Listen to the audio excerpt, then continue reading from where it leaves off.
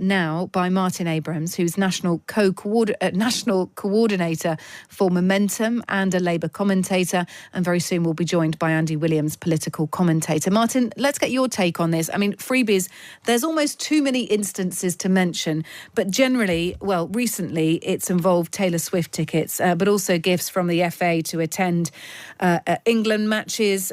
We know that as we started reporting this story, there were an awful lot of donations from a Labour peer called Lord Ali, who gave clothing to Rachel Reeves and to the Prime Minister's wife. He donated all manner of money, donated money to Bridget Phillipson, the Education Secretary, for events which happened to be around her birthday. So there have been so many allegations, so many instances of this thrown forward.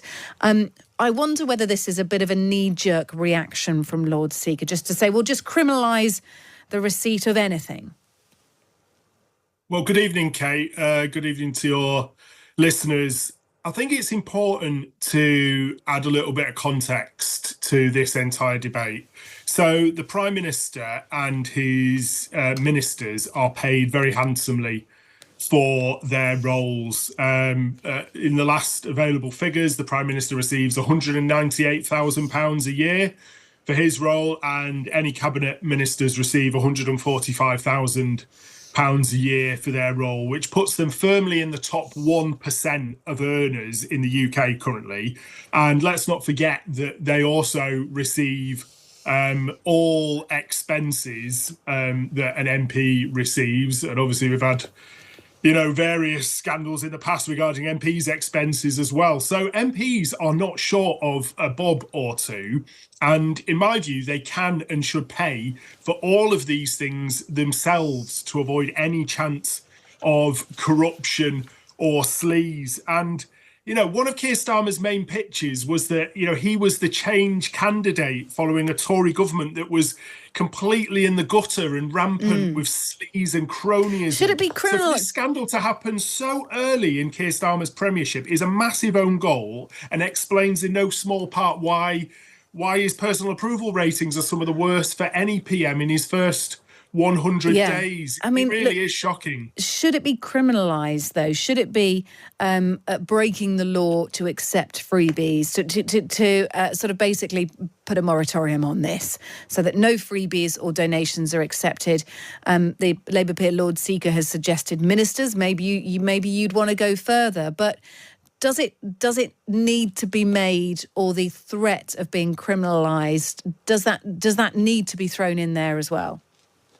I mean, it is criminalised in some countries. There was a recent example, I think it was in Korea possibly, where a politician received some free gifts and was prosecuted as a result.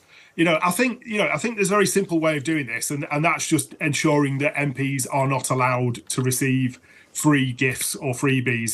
They do not need to receive free things. They're in the top 1% of earners. But, I really do need to say this, though, Kate. I do believe that this Giftgate episode is slightly trivial when compared to some of the donations that political parties received. And this is all kind of in the same sort of, it's in the same realm of, there is no such thing as a free lunch. Anyone that donates a freebie, anyone that donates money wants something back in return. And, we recently found out that the Labour Party accepted their largest ever donation, totaling £4 million, from a Cayman Island-based hedge fund called Quadrature Capital. And there was some really interesting work that journalists at Open Democracy have just revealed, that this hedge fund has £121 million worth of shares in a range of arms, tech and logistic firms, some of which include companies that make the Israeli F-35 fighter jets. So Labour is accepting donations from a company that is essentially profiting from the war and the ongoing genocide in Gaza. And then we've got the Labour government refusing to ban all arms sales to Israel. That is a far bigger scandal than accepting gifts and freebies, freebies. Taylor Swift tickets. Okay, that is the big scandal as far as I'm concerned. Okay, let's bring in Andy Williams, political commentator, corporate affairs MD at in opposition since April last year. So while in post, he received free tickets to football, the Brit Awards, Chemical Brothers concert from large companies with an interest in influencing the government. It sort of starts to get tenuous. It starts to get difficult here, doesn't it? Because this person was hired as the Chancellor's business relations advisor at that point. So arguably still paid for by the public purse. Okay, what do we think about this? If I can come in on that. Go on, Martin. As I've mentioned earlier, I think it's an absurd suggestion that politicians should be paid more so they don't have to accept free gifts. They're already in the top 1% of UK earners. And this really emphasises how the Westminster is in a complete bubble, like detached from the wider reality of everyday life when people are still going through, a horrendous cost of living crisis. I'm a councillor in Lambeth. We've got 4,500 people living in temporary accommodation in some of the most horrific conditions you could expect people to live in because, there's a housing emergency going on here. And we're having a discussion about people, taking, everything they get offered to them. It is an absurd suggestion that Keir Starmer it is acceptable for Keir Starmer to accept these free gifts. He can afford to pay for these things himself. Yes. He is basically a millionaire. He does not have to accept these gifts. James and it shows how bad he actually is at politics. Hold that thought. That he allowed for this scandal to happen happen in the first just place. because we are very limited on time. But James is back. James in Berkshire says yes, it has. In terms of the Bribery Act, basically completely killing off private sector hospitality. He says, I work in financial services and we can't buy a client lunch without it being signed off by compliance officers. If I gave a client a £4,000 suit, I'd be fired on the spot. So it may not be every single private sector company, but it's definitely happening to a much more rigorous extent in the private sector than it appears to be happening in the very heart of our government or in the very heart of our political establishment. I've got 30 seconds left for each of you. Very, very quickly. Andy Williams, final thought.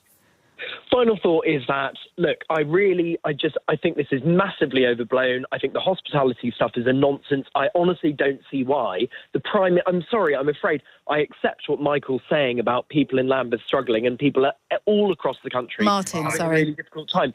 But it's not comparable to being a member of Parliament or being the Prime Minister. And I'm afraid these people are offered these sorts of opportunities, and I don't see why they shouldn't. OK, very briefly, Martin, to you.